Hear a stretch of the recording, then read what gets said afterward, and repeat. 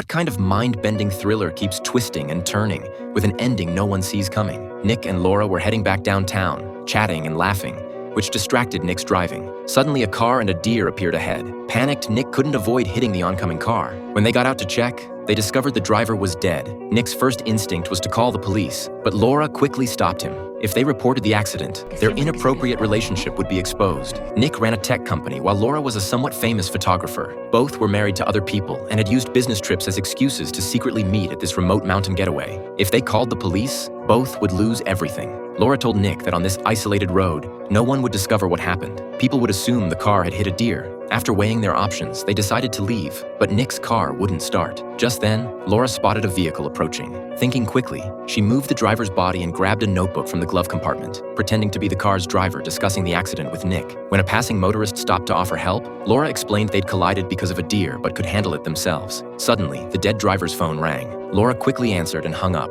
pretending it was the insurance company. She noticed blood dripping onto the ground and strategically stood over the spot to hide it until the passerby left. She then pocketed the driver's phone. Laura knew they couldn't just leave. There was a witness now. They needed to dispose of the body and car. Nick drove the victim's car to find a disposal site while Laura called for roadside assistance. After nightfall, Nick found a lake and pushed the car into a secluded area of water. When Laura picked up Nick in her now-repaired car, she looked terrified. After calling for help, something unexpected had happened. The mechanic, Mark, told her the engine sensor was faulty and towed her car to his repair shop. Mark brought Laura to his home, where he and his wife invited her in for coffee. Laura noticed a photo on the counter. It was the driver they'd just killed. Mark mentioned her car was fixed and that they'd just received a call from their son Danny's friend asking if Danny was home. Laura realized she had hung up on Danny's friend at the accident scene. Mark's wife immediately tried calling their son. Laura suddenly remembered the phone was in her pocket and quickly hid it under a sofa cushion. When the couple heard the ringing, they found the phone but assumed their son had simply forgotten it. As Laura was about to drive away, Mark noticed she had adjusted the driver's seat, arousing his suspicion.